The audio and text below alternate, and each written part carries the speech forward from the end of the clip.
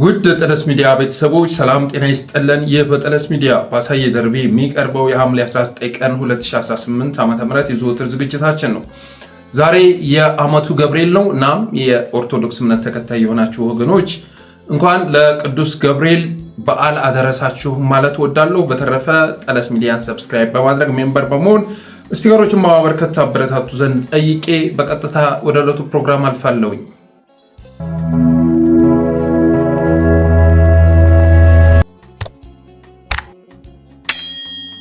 የመጀመሪያ ርዕሳችን ከአማራ ህብረት ሜልቦርን አውስትራሊያ በአማራ ክልል ጎጃምና ወሎ አካባቢዎች ነዋሪ የሆኑ ንጹሃን አማራዎች ላይ የደረሰውን የዘር ማጥፋት ጭፍጨፋ ለማውገዝ የሰጡትን ወቅታዊ መግለጫ ይመለከታል። እንግዲህ የአማራ ማህበር በሜልቦርን ከለንደን በማስከተል አሁን ላይ ሰፊ እንቅስቃሴ እያደረገ ያለ ማህበር መሆኑ ይታወቃል።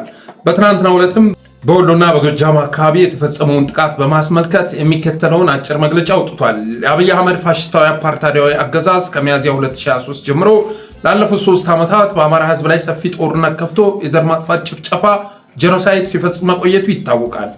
ዓለም ጆሮ በነፈገው በዚህ ኃላፊነት የጎደለው ስልታዊ የዘር ማጥፋት ጭፍጨፋ ምክንያት ህፃናትን፣ ሴቶችና አረጋውያንን ጨምሮ ንጹሃን የአማራ ሲቪሎች ተገድለዋል ይላል።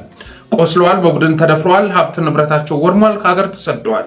በዚህ ወቅት ህዝብን ለማደናገር የምክክር ጉባኤ ብሎ አዲስ አበባ ላይ የፖለቲካ ድራማ እየሰራ የሚገኘው የብልጽግና አፓርታይድ አገዛዝ ከሐምሌ ወር መጀመሪያ ጀምሮ በጎጃም ደጋዳሞትና በወሎ አባይ በረሃ አካባቢዎች ነዋሪ የሆኑ ንጹሃን አርሶ አደሮችንና በገዳማትና ቤተ እምነቶች ላይ የድሮን ጥቃት፣ የቢኤም ሚሳኤሎችን፣ የጦር ጀቶችን፣ ታንክና ጅምላ ጨራሽ የቡድን መሳሪያዎችን በመጠቀም ከፍተኛ ጭፍጨፋ እያደረሰ ይገኛል። የአማራ ህብረት ሜልቦርን የአብይ አምባገነናዊ አፓርታይድ አገዛዝ በአማራ ህዝብ ላይ እየፈጸመ ያለውን የዘር ማጥፋት ጭፍጨፋ በጽኑ እያወገዝን ወደ አማራ ክልል ያዘመተውን ዘር አጥፊና ወራሪ ኃይል በአስቸኳይ ከአማራ ክልል ለቆ እንዲወጣ በአጽንኦት እንጠይቃለን። በአማራ ህዝብ ላይ ያወጀውን መጠነ ሰፊ ጭፍጨፋና የዘር ማጥፋት ጦርነት ያለምንም ቅድመ ሁኔታ እንዲያቆም የዓለም አቀፉ ማህበረሰብ ግፊት እንዲያደርግ እንጠይቃለን ብሏል ባወጣው መግለጫ።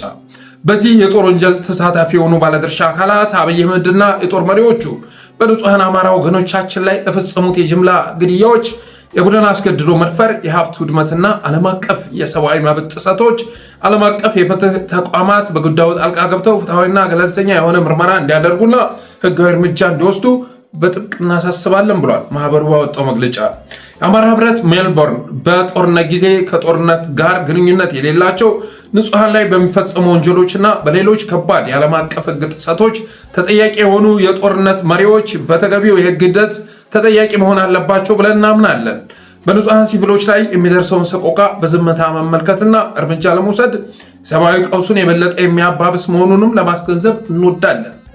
ስለሆነም ከዚህ የበለጠ ማህበረሰባዊ ጥፋት እንዳይደርስ ዓለም አቀፉ ማህበረሰብ በአፋጣኝ ጣልቃ ገብቶ በንጹሃን ላይ እየተካሄደ ያለውን እልቂት እንዳስቆምና አስቸኳይ ሰብአዊ ድጋፍ እርዳታ እንዲያቀርብ በድጋሚ ጥሪያችንን እናቀርባለን ብሏል።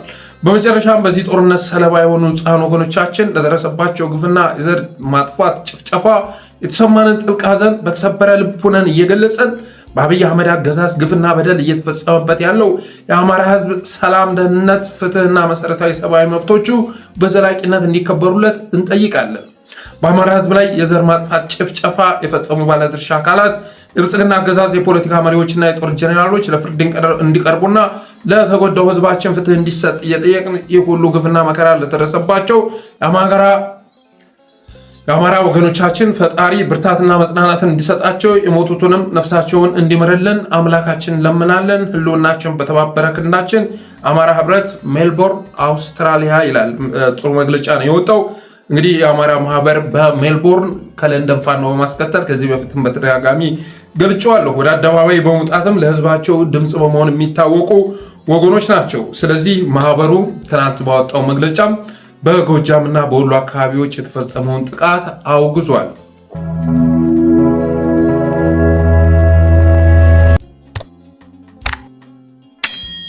ሌላው ወደ ግንባር መረጃዎች ከመሸጋገራችን በፊት በምክክር ጉዳይ ላይ አዲስ ነገር ተሰምቷል። በ50 ቡድኖች ውይይትና ድምፅ አሰጣጥ አዲስ አበባ የፌዴራል ከተማ ትሁን ተብሎ ድምፅ የተሰጠበት የኦህዴድ አገዛዝ በ500 ቡድኖች ድምፅ ለማሰጠት አቅዷል ይላል ዛሬ ዋዜማ ያወጣው መረጃ። ከነገና ድምፅ እንዲሰጥለት ጠይቋል። የጋራ ጥቅም በሚለውና አዲስ አበባ የኦሮሚያ ትሁን በሚለው ጥያቄ ዙሪያ የፌዴራል መሆን አለባት ተብሎ ስለተወሰነበት ከእንደገና ድምፅ እንዲሰጥ ኦህዴድ ጠይቋል ይላሉ ዋዜማ። የአዲስ አበባ ጉዳይ ብልጽግናን ለሁለት ከፍሎታል በማለትም ዘገባው ውስጥ አካቷል።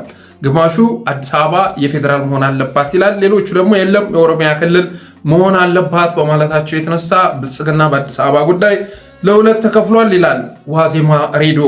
በምክክሩ ጉዳይ ላይ እንግዲህ መረጃ የሚወጣው በዚህ ሚዲያ በኩል ሆኗል። በነገራችን ላይ ደስታ ማለት ያጡትን ነገር መልሶ ማግኘት ነው ይላል ኦሾ የተባለ ፈላስፋ። ደስታ ማለት ያጡትን ነገር መልሶ ማግኘት ነው ይላል።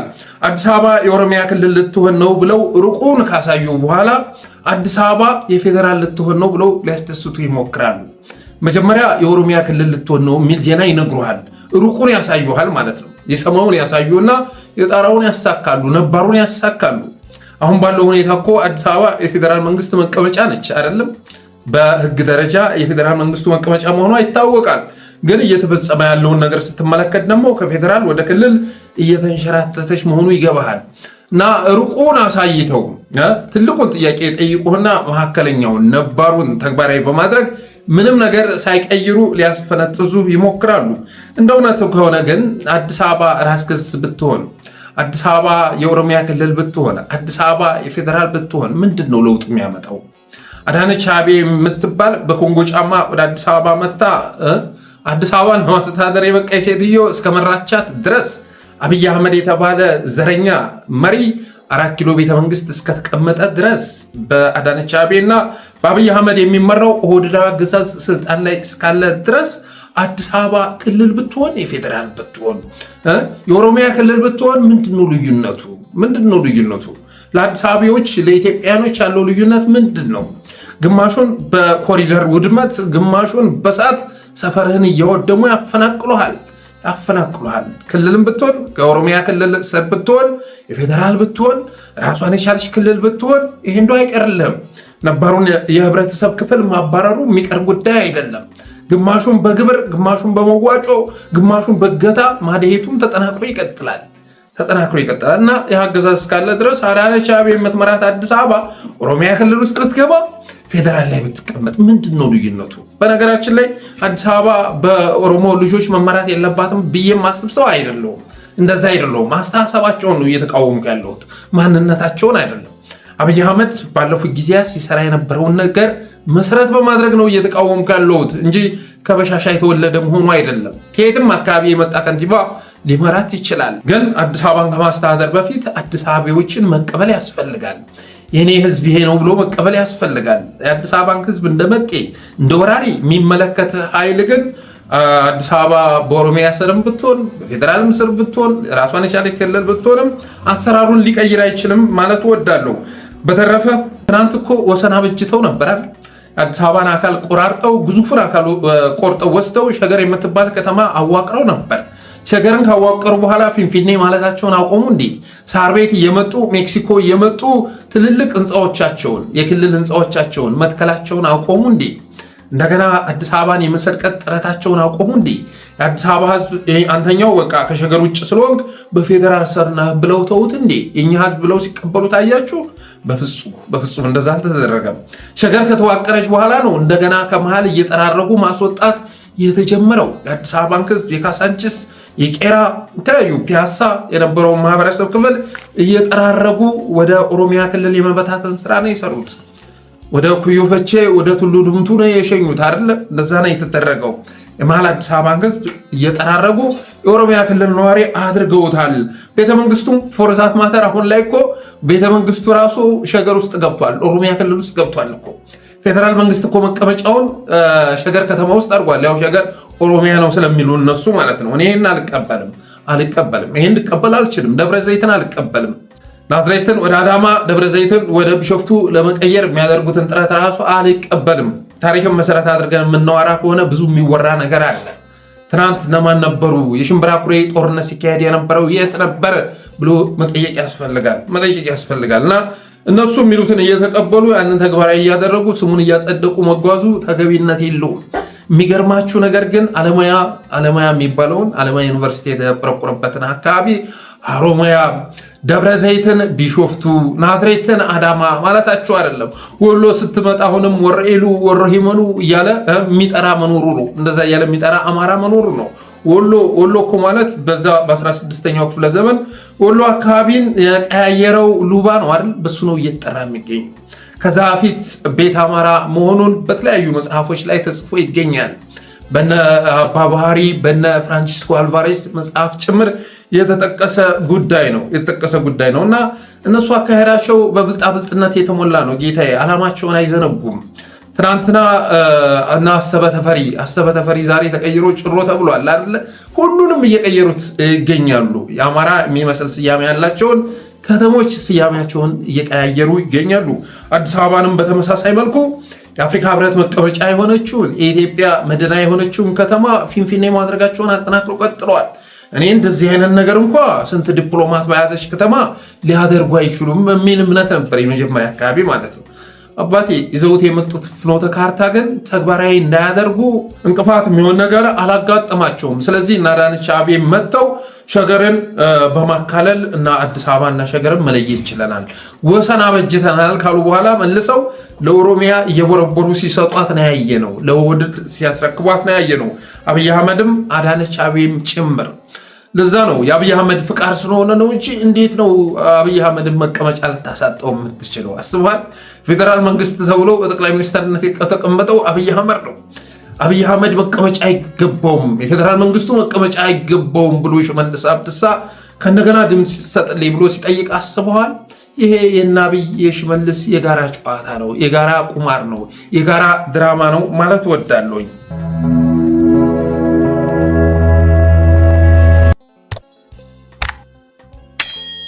ሌላው ከዚህ ጋር በተያያዘ አንድ ሁለት የፌስቡክ ጓደኞቼ የሆነ ቪዲዮ ልከውልኝ በኢንቦክስ ልከውልኝ ቪዲዮውን ከሰማሁ በኋላ የምር አለቀስኩኝ። በአዲስ አበባ ላይ የሚፈጸመውን ግፍ በአዲስ አበባውያን ላይ ኢትዮጵያውያን ላይ የሚፈጸመውን ግፍ የትኛውስ ሀገር ላይ ይፈጸማል እንዴ? አረብ ሀገር ብትሄድ፣ የትኛውም ስደት ሀገር ውስጥ ብትሄድ አዲስ አበባ ላይ የአዲስ አበባ ልጆች አዲስ አበባ ላይ ኢትዮጵያኖች የሚፈጸምባቸውን ግፍ የትም ቦታ ሊፈጸምባቸው አይችልም እና አንድ እህታችን በአዲስ አበባ በአገዛዙ እንዴት ተደርጋ እንደደህየች እንዴት ተደርጋ እንደተዘረፈች የምትገልጽበትን ቪዲዮ ቀንጨብ አድርገን እስኪ ሰምተነው እንመለስ። ሁለት ቤቶች ነበሩኝ። እንደገና መኪና ነበረኝ። አንድ መኪና ሽጬ ስራ ጀመርኩኝ። ስራው በጣም ቆንጆ እየሄደልኝ ጥሩ ሆኖ እያለ ፈረሳ አለ ተባለና ሁለቱም ቤት ፈረሰ ማለት ነው። ሁለቱም ቤቶች ሲፈርሱ ልንገራችሁ ምን እንዳሰብኩ ታውቃላችሁ? ሰው ያተርፋል፣ የሆነ ጊዜ ይከስራል። ምንም ችግር የለውም አሁን ስራዬ ላይ ስለሆንኩኝ አልኩ ሰርቼ ደግሞ እነሳለሁ፣ ምንም ችግር የለውም ብዬ ደግሞ ተስፋ አንግቤ የተነሳው ማለት ነው። ሁለት ቤት ሲፈርስብኝ አንተ አልኩት አላህ እኔ በእርግጥ ባሪያህን የምትበድል ጌታ አይደለህም፣ ለእኔ የሚጠቅመኝም ታውቃለህ፣ እንኳን ወሰድከው የማይጠቅመኝ ስለሆነ ነው ብዬ ይኸውላችሁ ነጋዴ አይደለም ሱቄ ላይ ካለሁኝ ምንም አያሳስበኝም ብዬ ማለት ነው። ፈረሰ። እሺ ብዬ ሚሊዮኖችን መሬት ላይ ጥዬ እንደ አዲስ ለመስራት ተዘጋጁ ማለት ነው። ስራዬን እየሰራሁኝ እንግዲህ ተጨማሪ ታክስ ተባለና በጣም በቃ እኔ ያኔ ደግሞ ልንገራችሁ ቤቴ ፈርሷል። እጄ ላይ ያለ ገንዘብ ጠቅላላ በግብር ተጠየቁ። በቃ ልንገራችሁ ራሴን ይኸውላችሁ መጀመሪያ እሰራለሁ ብዬ አይደለ ተስፋ ነገርኩት። አበድኩኝ። በቃ እኔ አበድኩኝ። እህታችሁ እኔ አበድኩኝ። በቃ አበድኩኝ። ልብሴን ማውለቅ ነው የቀረኝ። በቃ ምን ልሁን የሌለኝን ቤት ውስጥ የሌለኝን ገንዘብ ነው የጠየቁኝ። በቃ አይዞሽ አሁንም ትሰሪያለሽ ትበረቻለሽ ብሎ የተወሰነ ነገር እንትን አሉልኝ። ወስጄ ይሄን ግብር ከፈልኩ ማለት ነው። አሁንም እኔ ይግባኝ እንትን ብዬ እባካችሁ ቼክ አድርጉልኝ ብዬ ደብዳቤ ማመለከቻዬን አስገብቼ ማመልከቻ አስገብቼ ስራዬን እየቀጠልኩ እያለ መንገድ ፈረሳ ተባለና መንገድ ፈረሳ መጣ ማለት ነው። መንገድ ፈረሳ መጣና አንዴ የመጀመሪያ ቀን ተጠቁ ተባለ። እሺ ብለን እንግዲህ ሴትዮዋ እናንተ የተወሰነ ነገር ታዋጣላችሁ እንጂ እኛማ ሙሉ ወጪ ሸፍነን አንጠቀም አለች። እሺ እኔም ገንዘብ ያለኝን አዋጣሁና እንደገና ቤቱ ወደ ውስጥ ገባ። እንዲህ በተደረገ በአራተኛ ቀን መጡና እንደገና አይ በአሁኑ የገባችሁት ልክ አይደለም፣ እንደገና 3 ሜትር አለባችሁ ተብሎ 3 ሜትር ተጻፈብን። አላህ ያሳያችሁ። እንደገና ወደ ውስጥ ገባን ማለት ነው። ከዛ እንዲህ በተደረገ በወሩ ነው በ15 ቀኑ ተመልሰው መጡና ይኸው ከጨመርኩ ከቀነስኩኝ አላህ ይብኝ በቃ እንደገና በወሩ ነው በ15 ቀኑ ነው በ20 ቀኑ ብቻ እንደዚህ ነገር ነው መጡና ይሄን እቃችሁን ካላነሳችሁ በ3 ቀን ውስጥ ትወረሳላችሁ ተባለ። እንደኔ አይነት በላ አያድርስባችሁ። እንግዲህ ስራውን ለመጀመር የምነዳውን መኪና ሽጬ በእግሬ እየሄድኩ ነው ይሄን ስራ የጀመርኩት። ጠላታችሁ ድምድም ይበል። አስቡት፣ እኔ ሌላ ቦታ ቤት ተከራይቼ የምሰራበት ገንዘብ የለኝ። ያለኝ ነገር ሁሉ ወድሞ በዜሮ ወርጃለሁ። ጭራሽ እንደዚህ የተወሰኑ የማያውቁኝ ሰዎች አስተባብረው ነው ግብሩን የከፈሉልኝ የነበረብኝ ዕዳ። እኔ እህታችሁ አሁን ማለት ነው ወጥቼ ሰው ጋር ተጠግቼ ነው ያለው። እንደሰማችሁት ነው። ሙሉውን ቪዲዮ ብትሰሙት ታለቅሳላችሁ፣ ታነባላችሁ፣ ታዝናላችሁ። ምክንያቱም ይሄ አንድ ሰው ታሪክ አይደለም፣ ይሄ የህዝብ ታሪክ ነው። በመላው ህዝብ ላይ የሚፈጸም ታሪክ ነው። ትናንትና ብዙ የነበራቸው ዜጎች እንዴት ተደርገው በመንግስት ማለት ነው እንዴት ተደርገው ወደ ድህነት አረንቋ እንደገቡ የሚያሳይ ታሪክ ነው። እህታችን ምን አለች? ያልሰራው ስራ የለም። በስደትም በሀገር ቤትም ትልልቅ ስራዎችን ከትንንሽ ስራዎች አንስቶ ትልልቅ ስራዎችንም ጭምር ስሰራ የነበርኩ ሰው ነኝ። እናም ላቤን አፍስሼ ባፈራሁት ጥሪት 2 ቤት ሰርቼ ነበረ። የአየር ካርታ የነበረው መሬት ገዝቼ 2 ቤት ሰርቼ ነበር። መኪናም ነበረኝ። ትልቅ ሱቅም ሱፐርማርኬትም ነበረኝ። ከ10 በላይ ሰራተኞችን አስተዳድር ነበረ። ይሁንና ግን ይህ አገዛዝ ወደ ስልጣን ከመጣ በኋላ ቤቱ ህገወጥ ነው ተብሎ እንዲፈርስ ተደረገ። 2ቱም ቤት ፈረሰ። እናም በወቅቱም አላህ ማረረው ሁሉ አስቤ ነበር፣ እንደማበድም አሰኝቶ ነበረ። ይሁንና ግን ሱቄ ካለ ነገ ሰርቼ ተኳለሁ፣ መኪና ካለች በሷም ተንቀሳቅሼ እሰራለሁ በሚል አስተሳሰብ 2ቱ ቤቴ ሲፈርስ በዛ ተጽናንቼ አለፍኩኝ። አላህ በዚህ ልክ ሊጨክንብኝ አይችልም፣ ሊያስተምረኝ ፈልጎ ነው በማለት አለፍኩኝ። ከዛ በኋላ ግን ከወረቴ በላይ የሆነ ግብር ተጣለብኝ። በሚሊዮን የሚቆጠር ግብር ተጣለብኝ። ልክ እንደ ኃይሌ ገብረስላሴ እንደተናገረው ሁሉ ማለት ነው። ከወረቴ ካለ ካፒታል በላይ የሆነ ግብር ተጣለብኝ። ከዛ መኪናዬንም ሽጬ ያንን ግብር ልከፍል አልቻልኩኝም እና አንዳንድ ወገኖችም ጭምር እገዛ አድርገውልኝ ግብር ከፈልኩ። ከዛ በተደጋጋሚ እየመጡ በሰሩብኝ ሸፍት ሱቁም እንዲዘጋ ሆነ። የነበረ ሱፐርማርኬትም ተዘጋ። በአሁኑ ሰዓት ላይ ቤት ተከራይቼ መኖር ተስኖኝ 2 ቤት እንዳልነበረኝ፣ የራሴ መኖሪያ ቤት እንዳልነበረኝ፣ ሱፐርማርኬት እንዳልነበረኝ፣ መኪና እንዳልነበረኝ ሁሉ አሁን ላይ ተከራይቼ መኖር ከብዶኝ ሰው ጋር ተጠልዬ እየኖርኩ ነው ብላችሁ ታምናላችሁ ወይ? ደጅ ላይ የነበረኝ የቤት ቁሳቁስ ኬንዳ ለብሶ ተቀምጦ እኔ ሰዎች ጋር ተጠልዬ እየኖርኩ ነው ብዬ በወራ ማን ያምናል? እንኳን ሌላው ቀርቶ እኔ ራሴ ማመን ተስኖኛል። ትናንት የነበርኩበትን ከዛሬ ጋር ሳወዳድረው ያለሁበትን ሁኔታ መቀበል አቅቶኛል በማለት ትናገራለች። መንግስትንም ትጠይቃለች። ዓላማችሁ ምንድን ነው? ተሰድተን እንድንሄድ ስለምትፈልጉ ነው ወይ? ራሳችን እንድናጠፋ ፈልጋችሁ ነው ወይ? ልታሳብዱን ፈልጋችሁ ነው ወይ? በማለት ትጠይቃለች። የልጅቷ ችግሩ ምን እንደው ታውቃላችሁ? ሀሳቧን ስትጀምር ይህንን ነገር ሼር በማድረግ ለጠቅላይ ሚኒስትሩ አድርሱልኝ ትላለች። ግማሹም መልእክቷም ላይ ጓድ ጠቅላይ ሚኒስተር፣ የተከበሩ ጠቅላይ ሚኒስተር እንደዚህ የምንደረገው እርስዎ እያወቁ ነው ወይ? መፍትሄ ለምን አይሰጡንም? በማለት ትጠይቃለች። እሷ ችግር ይሄ ነው። ጥቃቱን የፈጸመባትን እንኳ እስካሁን ድረስ ማወቅ አለመቻሏ ያሳዝናል። እንደዚህ አይነት ጥቃት ማስተናገዷ የሚያሳዝን ቢሆንም ጥቃቱን የፈጸመባት ግን አብይ አህመድ መሆኑን አለማወቋ ያበሳጫል፣ ያናድዳል። እንዴት ግድያውን ለፈጸመው አካል ፍትህ እንዲሰጥ እንዴት ትጠይቃለህ? ሀብትህን የዘረፈ አካል እንደገና ክስ እንዲመሰረትልህ እንዲፈርድልህ ስለምን ትጠይቃለህ? ይሄ አብዛኞቹ ችግር እንደሆነ ነው የምረዳው። እና ይህን ሁሉ ግፍ የፈጸመብሽ ውድ እህቴ አብይ አህመድ ይባላል። አሁን እኮ ፕሮስፐሪቲ ፓርቲ የሚባል የለም፣ ያለው አንድ ሰው የሚመራው እንጂ ሌላ አመራር ብለሽ የምትጠቅሽው የለም። በአንድ ሰው የሚመራ ሀገር ነው፣ በአንድ ሰው የሚመራ ፓርቲ ነው ያለው። በኢትዮጵያ ምድር ላይ የሚሆነው ነገር በሙሉ በአብይ ፍቃድ ነው፣ በአብይ ሁንታ ነው፣ በአብይ ውሳኔ ነው። ስለዚህ ውድ እህቴ እንድትደህይ የተደረግሽው ከትልቅ ደረጃ ተነስተሽ እዚህ ደረጃ ልትገኝ የቻልሽው አብይ አህመድ በወሰነው ውሳኔ ነው፣ አብይ አህመድ ባስተላለፈው ትዕዛዝ መሰረት ነው። ይህንም መረዳት ያስፈልጋል። በተረፈ ግን ይህ ታሪክ የአንድ ሰው ታሪክ አይደለም። እህቶቻችን በጣም እየተጎዱ ይገኛሉ። አረብ ሀገር ሄደው ብዙ ከለፉ በኋላ ሸገር አካባቢ የሰሯቸው ቤቶች በአጠቃላይ ፈራርሰውባቸዋል። ለዛም ነው በዚህ አገዛዝ ከኦርቶዶክስ ባልተናነሰ መልኩ ሙስሊም ወገኖቻችን በተለይ ደግሞ የአማራ ሙስሊሞች ዋጋ ከፍለዋል፣ ተጎድተዋል የምንለው ስለዛ ነው። እና አህመዲን ጀበል ዛሬ የሚያጋፍሩለት ዛሬ ሊታደጉት የሚሞክሩት አገዛዝ የሙስሊም ወገኖቻችንን ከመጅሊስም ከኢኮኖሚውም ከመስጂዱም ከሁሉም ነገር ያባረረ ነው የምንለው ስለዛ ነው። ተዋህዶ እያሉ ፋኖን ጸረ ሙስሊም አድርገው ሊያስተዋውቁት ይሞክራሉ። ባለንበት ዘመን ላይ ለአንድ ሃይማኖት የሚታገል ኃይል እንዴት ወደ ስልጣን ሊመጣ ይችላል? እንደዚህ አይነት አስተሳሰብ ቢኖረው በዋናነት የምንቃወመው እኛ ነበር። በአንዳንድ ሰዎች እቺ ምትል አስተሳሰብ ስትመጣ እና ወደ ፋኖ እንድትገባ ለማድረግ ጥረት ሲደረግ እኮ አስቀድመን የተቃወምነው እኮ እኛ ነን። የምንወዳቸውን መምህራኖች ጭምር ተጋፍጠናቸዋል። በወቅቱ የአስተሳሰብ ልክ አይደለም።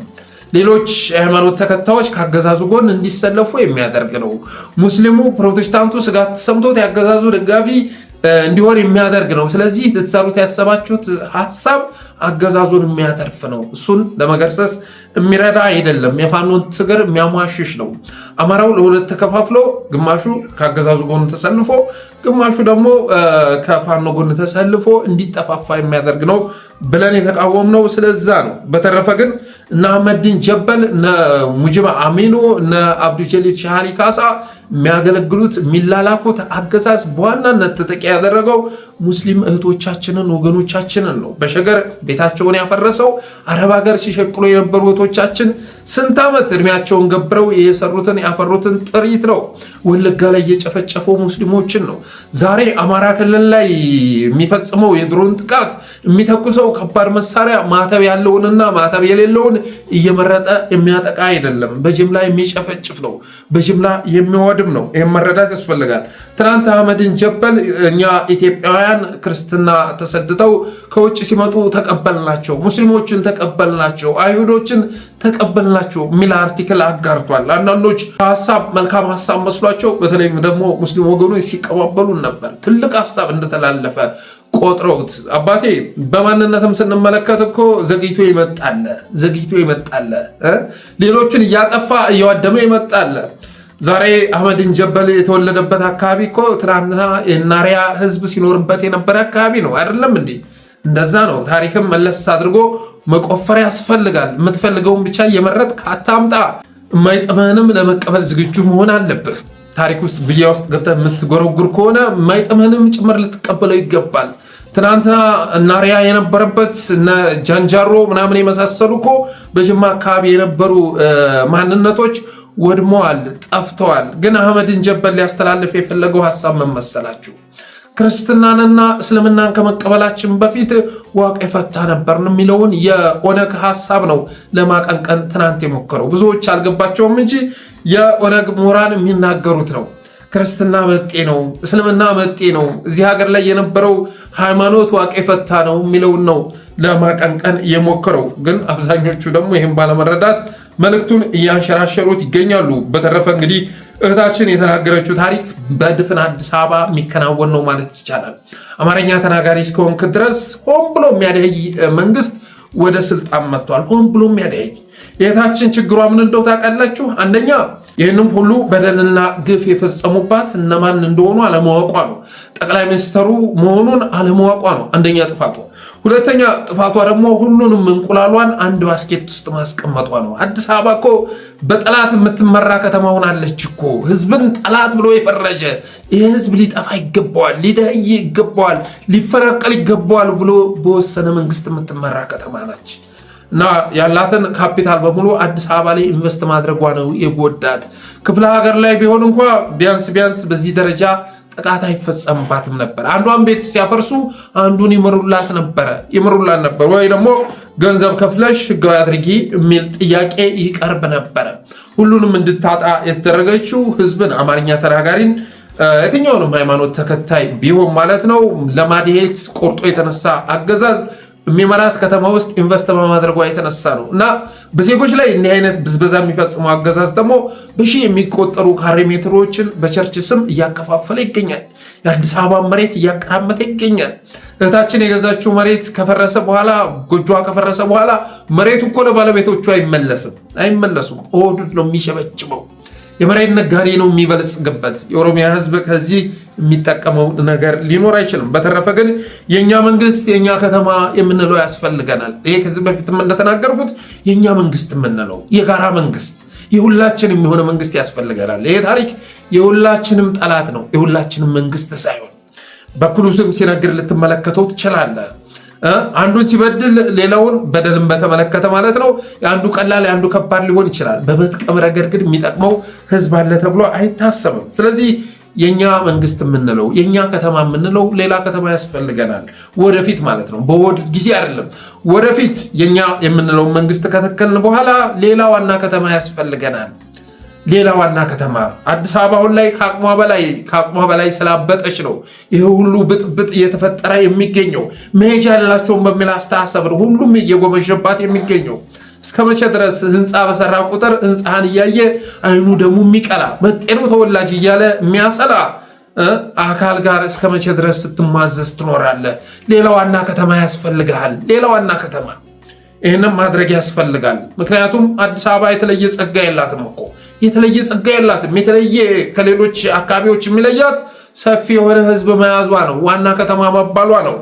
እና ዋና ከተማ ያስፈልገኛል፣ ሌላ ዋና ከተማ 2-3 ያስፈልገኛል ብለህ መንቀሳቀስ ስትጀምር ዛሬ ውጣ የሚልህ በፍጹም አትወጣም ይልሃል። አትወጣም። ውሃው እኮ የተለየ ማዕድን አለው እንዴ? የተለየ ነገር እኮ ስላለው አይደለም። በውሃው የሚፎከረው እንደመጤ የሚቆጠር ህዝብ በመሆኑ የተነሳ የአዲስ አበባ ህዝብ ከፍሎ ገዝቶ ለሚጠጣው ውሃ ይቀራራበታል፣ ይፎከርበታል። በጥም እናስረቅርቅሃለን እየተባለ ይዛትበታል። ማን እንደተጠማ ነው የአዲስ አበባ ህዝብ የሚጠማው? ማን እንደተጠማ ጎርፍ ነው ከተፋሰስ ላይ መጥቶ ተከማይቶ አዲስ አበባ ህዝብ የሚጠጣው። ስለዚህ በዚህ መልኩ ኢትዮጵያኖች ሊቀጥሉ አይችሉም። ሌላ ዋና ከተማ ያስፈልጋቸዋል። የጋራ ዋና ከተማ ተሸንፈን ለቀን አይደለም የምንሄደው። ግን አዲስ አበባን ተሸንፈን ለቀን አይደለም። አዲስ አበባ ዋና ከተማ እንደሆነች ትቀጥላለች። ከዛ ውጭ ግን የጋራችን የምንላት ያም እየመጣ የማይቀራመታት የሁሉም ከተማ የሆነች እንደፈለገች መስፋት የተፈቀደላት የጋራ ከተማ ልንመሰረት ይገባል እላለሁ።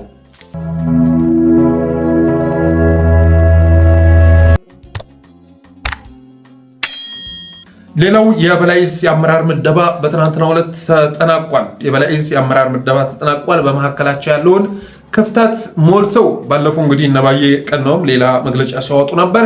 ስለዚህ በአጭር ጊዜ ውስጥ ያንን ችግር ፈተው ለ3 ወር አርበኛ ዮሐንስ ንጉሱና ባየ ቀናው በሰብሳቢነት የሚመሩት በትናንትናው ዕለት የአመራር ምደባ ተጠናቋል። ይሄ ለአማራ ትልቅ ብስራት ነው። በሌላ መልኩ ቴዎድሮስ ዕዝም በዚህ 2 ቀን ግፋቢል በሳምንት ውስጥ አመራር ምደባውን አጠናቆ ይፋ እንደሚያደርግ አርበኛ ዳዊት መሐሪ አሳውቋል። የቴዎድሮስ ዕዝ አመራር ነው ዋነኛ አርበኛ ከሚባሉ ሰዎች መካከል አንዱ ነው። ስለዚህ አርበኛ ዳዊት መሐሪ ዛሬ በፌስቡክ ገጹ ላይ ባስተላለፈው መልእክት ቴዎድሮስ ዕዝም በዚህ 2 ቀን ግፋቢል በአንድ ሳምንት ውስጥ አደረጃጀቱን አጠናቆ ይፋ እንደሚያደርግ አሳውቋል። ሌላው ሞገስ አባራው የምኒልክ ዕዝ ፖለቲካ ጉዳዮች መምሪያ ኃላፊ ትናንትና ከአንከር ሚዲያ ከመሳይ መኮንን ጋር ቃለመጠይቅ አድርጓል። ጎበዝ ልጅ ነው። በነገራችን ላይ ጎበዝ ኦራተር የሆነ ብዙ ሀሳብ ያለው ልጅ ነው ሞገስ አባራው እና በትናንትናው ዕለት ምን አለ የሚለውን እስቲ ቀንጨብ አድርገን ሰምተን እንመለስ።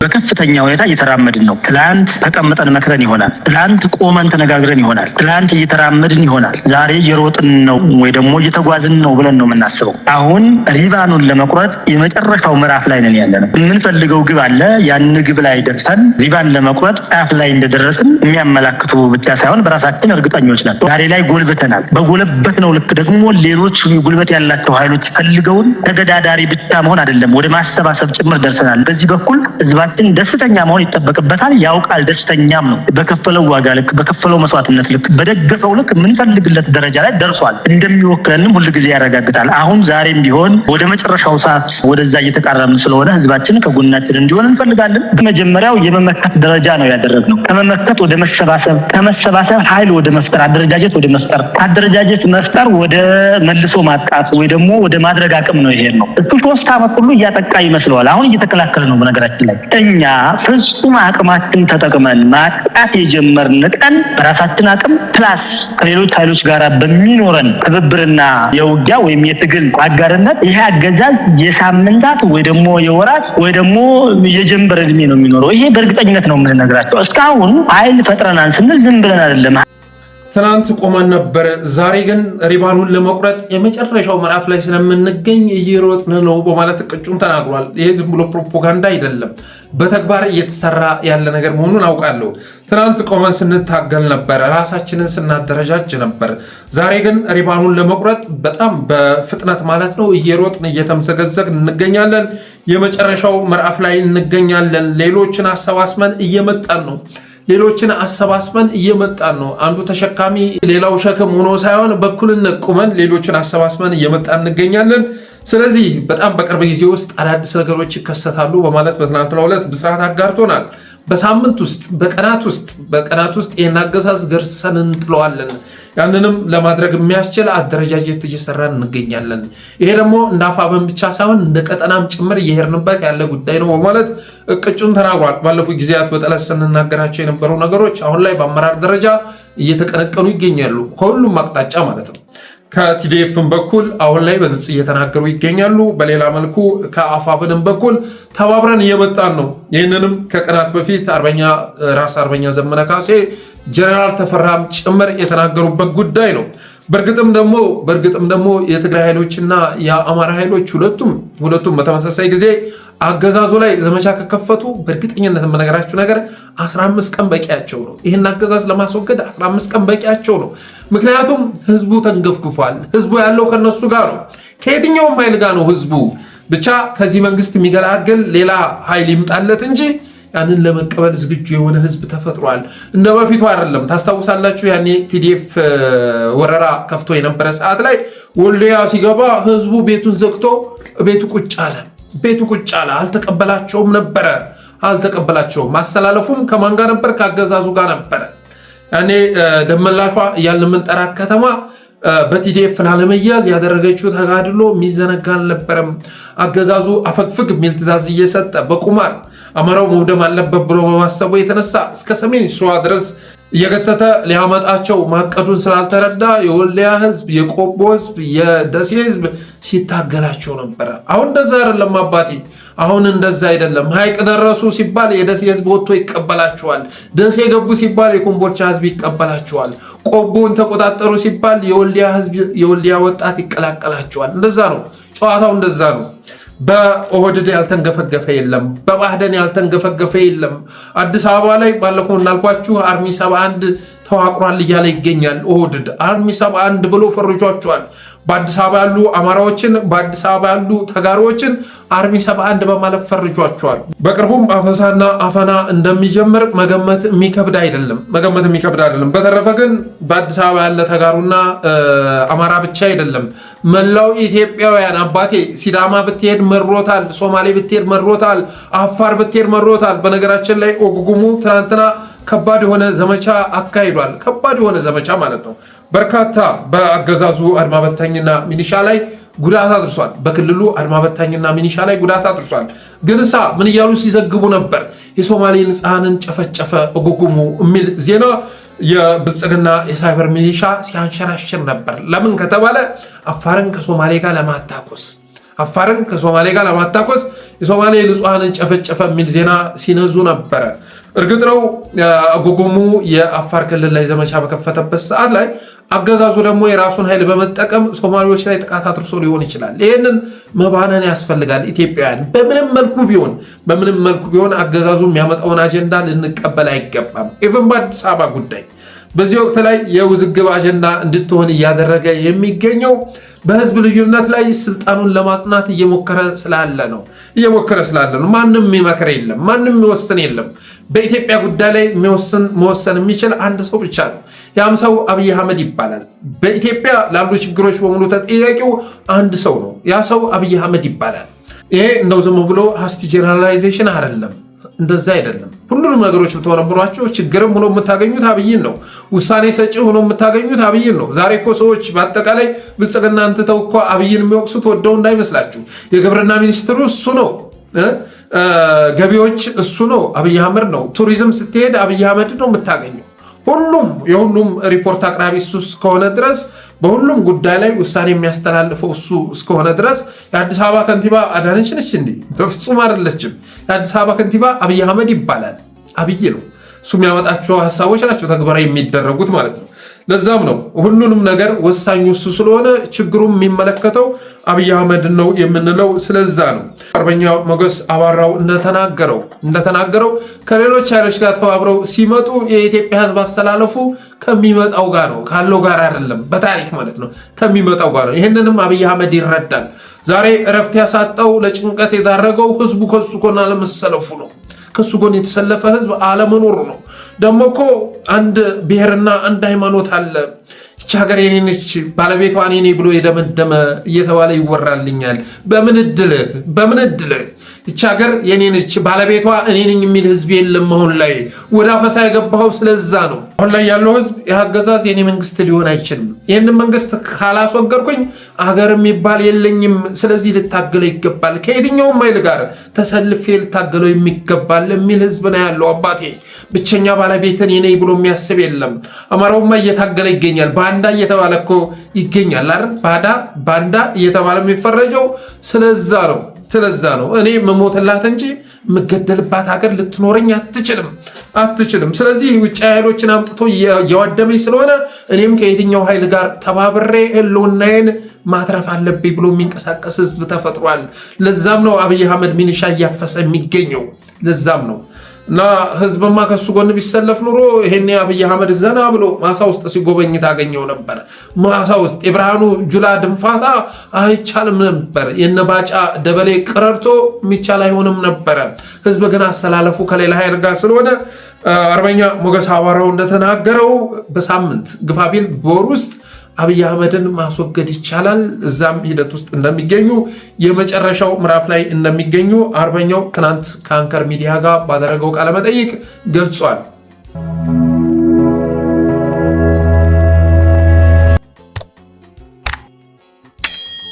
ሌላው ዶክተር ዳኛቸው አሰፋ ባለፈው በወልቃይት የሆነች ነገር ቀማምሷል መሰል የሆነች መጠጥ ቀማምሶ ወደ መድረክ ወጥቷል መሰል አንዳንድ እላፊ ንግግር አድርጎ ነበር። ስላልተቋጨው ትግላችን አንዳንድ ነገሮችን ማለት እፈልጋለሁ በማለት ብልጽግናን አብጠልጥሎት ነበረ። ከአቲካላ አጠጥተውት ይሁን ምን አጠጥተውት እንደሆነ ባይታወቅም ዳኛቸው አሰፋ ወልቃይት ላይ የተናገረው ንግግር፣ ሁመራ ላይ የተናገረው ንግግር ችግር ፈጥሮበታል ይላል ለጠለስ የደረሰው መረጃ። እስቲ ቀንጨብ አድርገን ሰምተነው እንመለስ። ስላልተቋጨው ትግላችን አንዳንድ ነጥቦች ለማንሳት ነው የምፈልገው። ስለ ምርጫ፣ ስለ በጀት እና ያላለቀው የአየር መንገድ ጉዳይ ናቸው። እነኚህ ሶስቱ ለማንሳት ፈልጋለሁ ዛሬ እናንተ ፊት ማለት ነው። ፍላጎቱን ማንነቱን በምርጫ ሂደት እንዲገልጽ አለመፈቀዱ እንደ ኢትዮጵያዊ የዜግነት መብቱ መጣሱ ብቻ ሳይሆን የወልቃይቴውን የማንነት መንፈስ እና ፍላጎት እንዳያንጸባርቅ በእጅጉ የተፈታተነ ውሳኔ ነው የሚል እምነት አለኝ።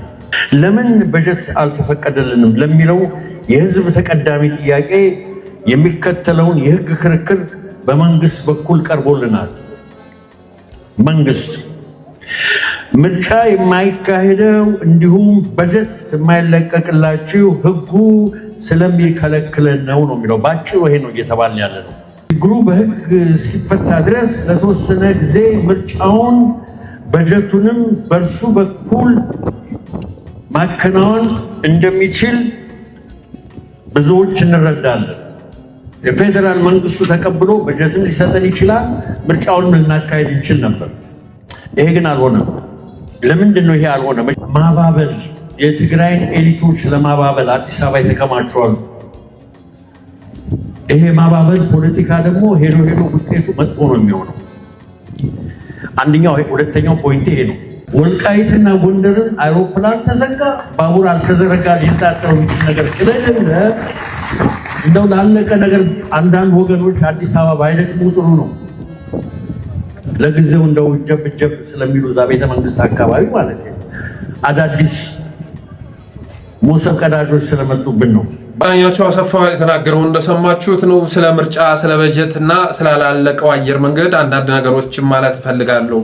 ሶስቱም በፌዴራል ስር ሆኖ ሊካሄድ የሚችል ነበረ። በፌዴራል ስር ሆኖ የወልቃይት ህዝብ በጀት ሊለቀቅለት ይችል ነበር። ምርጫው ሊካሄድ ይችል ነበረ። የአየር መንገዱም ተጠናቆ በረራ እንዲጀምር መደረግ ነበረበት። ያ ያልተደረገበት ምክንያት በፌዴራል ስር ወልቃይትን አድርጎ ሶስቱንም ማካሄድ ያልተቻለው የማባበል ፖለቲካ እየተከተለ ስለሆነ ነው። አገዛዙ የትግራይ ሰዎች 4 ኪሎ አካባቢ ማንዣበብ ስለጀመሩ እነሱን ለማሽበልበል ታቅዶ ነው። ሞሰብ ቀዳጆችን ለማስደሰት ታስቦ ነው ሶስቱም ነገር ተግባራዊ ያልተደረገው። የወልቃይት ህዝብ የራሱን እድል በራስ የመወሰን መብቱን የተነጠቀው፣ በምርጫ እንዳይሳተፍ የተደረገው፣ ያለበጀት እንዲኖር የተፈረደበት ሞሰብ ቀዳጆችን ለማስደሰት ታስቦ ነው በማለት ባለፈው በድፍረት የተሞላ ንግግር አድርጎ ነበር ዳኛቸው አሰፋ እና በነ ነብዩ ባየ በነ ዳንኤል ክብረት በኩል ከባድ ማስጠንቀቂያ ደርሶታል ይላል የደረሰ መረጃ። ሁለተኛ የወልቃይት ፖለቲካ ውስጥ ገብታ ስትፈተፍት ብትገኝ እኔ አንተን አያድርገኝ ያስተከልኩትን ጥርስ ነው የማረግፍልህ ተብሏል ይላል የደረሰ መረጃ። ጥርስም ከቤተ መንግስት የተላከለት ነው ያለው ያየሰው ሽመልስ። ስለዚህ ድጋሜ የወልቃይት ፖለቲካ ጋር ስትነካካ እንዳናይ የሚል ማስጠንቀቂያ ተሰጥቶታል ይላል። ያው ይህንን አጋነን ስለገለጽ ነው። የሆነ ሆኖ ግን በነ ነብዩ ባየ በነ ዳንኤል ክብረት በኩል ወልቃይት ላይ ያደረግከው ንግግር ጠቅላይ ሚኒስትሩን በእጅጉ አስቆጥቷል። ምን ነው እኔ ነኝ ታግዬ ያስመለስኩት አለ። ወልቃይትን እኮ ያስመለስነው እኛ ነን። ሄዶ የወልቃይት ህዝብ የጎንደር ህዝብ በእኔ ላይ እንዲነሳ የሚያደርግ ቅስቀሳ አድርጎ ነው የተመለሰው። ይህን ጉዳይ ጠቅላይ ሚኒስትሩን ስላስቆጣ ሁለተኛ በወልቃይት ጉዳይ ላይ ቃል እንዳትተነፍስ ተብለሃል የሚል ማስጠንቀቂያ እንደተሰጠውና ዳኛቸው አሰፋን በሚጠጣባቸው መሸታ ቤቶች ሁሉ የተሰጠውን ማስጠንቀቂያ ለሌሎች በማጋራት ከጭንቀቱ ለመገላገል እየጣረ መሆኑን የጠለስ ምንጮች ገልጸዋል። እንደዚህ ብሎ እኮ ጠቅላይ ሚኒስትሩ አስጠነቀቀኝ። አንተ ሲያቀብጠኝ ወልቃይት ላይ ሄጄ ትንሽ ቀማምሼ መድረክ ላይ የሆነች ነገር ተናግሬ ነበር። ከዛ እንደተመለስኩኝ ማስጠንቀቂያ ተሰጠኝ እያለ እያማረረ እንደሚገኝ የጠለስ ምንጮች ገልጸዋል። ሌላው እንግዲህ የኃይሌ ገብረስላሴን ንግግር በማስመልከት ስለ ገብረ የተናገረውን ንግግር በማስመልከት አንድ ቪዲዮ ወደ እናንተ አድርሰን ነበር። የራሳችንን ምልከታ ገልጸን ነበር። ሰፊ ዘመቻ ተከፍቶበታል። ኃይሌ ገብረስላሴ ኦሮሞ ጠል እየተባለ ይገኛል። ኦሮሚያ አድጎ ኦሮምኛ የማይናገር የሚል ዘመቻ ተከፍቶበታል። ያኔ አብይ አህመድ ወደ ስልጣን እንደመጣ ሰሞን ኃይሌ ገብረስላሴን አንድ ውርጋጥ ጋዜጠኛ ቃለመጠይቅ አድርጎለን ነበር። ታስታውሳላችሁ? ያን ቃለመጠይቅ እንዴት ኦሮሚያ ክልል ላይ ኑረህ ኦሮምኛ መናገር ተሳነህ? ኦሮሞን ስለምትጠላ ነው፣ አፋን ኦሮሞን ስለምትጠየፍ ነው እያለ ሲያፋጥጠው እንደነበር የምዘነጉት አይደለም። ያንን ጋዜጠኛ የላከው አብይ አህመድ ነው። አንተ ብቻ ሳትሆን ልጆችህም አይናገሩም ይባላል ሲለው ኃይሌ ገብረስላሴ ቆጣ ብለው ምንድን ነው የምታወራው? ቋንቋ እኮ መግባቢያ ነው። ስለዚህ ሌላ ትርጉም ልትሰጠው አትሞክር። ስለኔ የፈለግከውን ልትጠይቅ ትችላለህ፣ የልጆችን ጉዳይ ግን እለፍ በማለት እኔ በቁጣ ሲገልጽ እንደነበር የምዘነጉት አይደለም። የእናትህን አስከሬን ቆፍረህ አውጥተህ ባህር ዳር ቀብረሃል፣ ለምንድን ነው ይህን ያደረግከው እያለ በጣም የወረዱ ለታላቁ አትሌት የማይመጥኑ ውዳቂ ጥያቄዎችን ሲጠይቀው እንደነበር የምዘነጉት አይደለም። ያን ያስደረገው አብይ አህመድ ነው። እሱም ብቻ አይደለም፣ ሪዞርቱ እንዲቃጠልበት ተደርጓል አይደል? ሪዞርቱ እንዲቃጠልበት ተደርጓል። በወቅቱም ኃይሌ ገብረስላሴ ቁጣውን ሁሉ መግለጹ የሚዘነጋ አይደለም። መንግስት ሊከፍለኝ ይገባል፣ እኔ ቀን ሰርቼ ሌሊት ተኛለሁ፣ መንግስት ግን ቀንም ሌሊትም ሊጠብቀኝ ይገባል፣ ካሳም ሊሰጠኝ ይገባል በማለት በወቅቱ መናገሩ የምዘነጉት አይደለም። ተኛለሁ፣ መንግስት ደግሞ ሌሊትም ቀንም እያፈራረቀ ይጠብቀኛል። ይህንን ሲያደርግ ነው። ሲጠፋ ደግሞ ያው ራሱን መልሶ መንግስት ነው። አሁን እኮ ለወደመው ከዚሁ ከደሃ ላይ ነው ቆርጦ እንግዲህ የሚከፍለን። እኔ እንግዲህ መንግስት ከስሽም ቢሆን አይቀርም። ምክንያቱም መንግስት የመንግስት ዕዳ መከፈል አለበት። እነዚህ 400 ሰራተኞች በቦታቸው መመለስ አለባቸው። የኔ ንብረት እንደኔ ከሆነም የተለፋበት በቦታው ተመልሶ እንደገና ሰበብ ማድረግ አለበት። ይህንን ደግሞ የሚያደርገው ኢንሹራንስ አይደለም ራሱ መንግስት ነው። ወቅቱ ኃይሌ ገብረስላሴ የተናገረውን እንደሰማችሁት ነው። ከሰሞኑም ከባድ ዘመቻ ከፍተውበታል። በጣም ከባድ የሆነ ዘመቻ ከፍተውበታል። ኦሮሞ ጦል ኦሮሚያ አድጎ ኦሮሞኛ መናገር የማይፈልግ የአፄዎቹ ስርዓት ናፋቂ ያለፈ ስርዓት ናፋቂ እየተባለ ይገኛል ኃይሌ ገብረስላሴ እና ዘመቻውን ስትመለከቱ ኦሮሚያ ክልል ላይ ኢንቨስት ያደረገባቸውን ሪዞርቶች ድጋሚ እንዳያቃጥሉበት ያሰጋል። የአገዛዝ አያደርግም ማለት አይቻልም። የአማራ ባለሀብቶችም ከዚህ ትልቅ ትምህርት መውሰድ አለባችሁ። በታሪክ ማለት ነው። በታሪክ ኦሮሚያ ክልል ላይ ኢንቨስት እንድታደርጉ የተፈቀደላችሁ በርካቶች ናችሁ። ግን ያንን ሀብት ይዛችሁት አትወጡም። እየመጣ ያለው ነገር እናንተንም ሰለባ የሚያደርግ ነው እና ሁሉንም እንቁላል አንድ ባስኬት ውስጥ ማስቀመጥ ተገቢ አይደለም። መበታተን ያስፈልጋል። አነሰም አደገም ክልላችሁ ላይ ኢንቨስት ማድረግ የተሻለ ነው። በተረፈ ግን የአገዛዝ ዛሬ ያላችሁን ገንዘብ እየተቀበለ መሬት ሰጥቷችሁ ሊሆን ይችላል። ኢንቨስት የምታደርጉበትን እድል ፈጥሮላችሁ ይሆናል።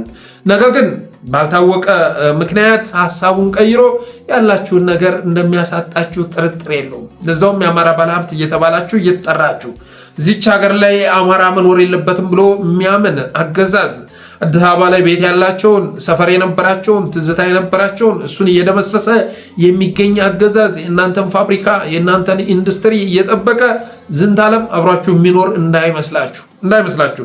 ስለዚህ ከአሁኑ አሰላለፍን ማስተካከል ያስፈልጋል። የአገዛዝ እንደሆነ እድሜው አጭር ነው። ከስሩ እየሆናችሁ ትግሉን ለመከፋፈል አማራውን አዳክማችሁ የራሳችሁን ተጠቃሚነት ለማረጋገጥ የምትሰሩ በርካቶች ቢሆንም ይሄ ነገር ይቅርባችሁ። በመጨረሻ ታሪካችሁን አታበላሹ። ሀብታችሁንም በዛ መልክ ልታሳድጉት ልትጠብቁት አትችሉም። ስለዚህ አዋጩ ነገር ሙሉ ለሙሉ ያላችሁን ነገር ከማጣታችሁ በፊት የተወሰነውን እየመጣ ላለው አካል ድጋፍ በማድረግ ትግሉን ማገዝ ነው ተገቢው ነገር ማለት እወዳለሁ። በተረፈ አብራችሁ ስለቆያችሁ አመሰግናለሁ። የጠለስ ሚዲያ ሜምበር ሰብስክራይበር በመሆን ስቲከሮችን በማበርከት ሚዲያችሁን አበረታቱ ብዬ የዛሬ ዝግጅቴን እቋጫለሁ። ክበሩልኝ።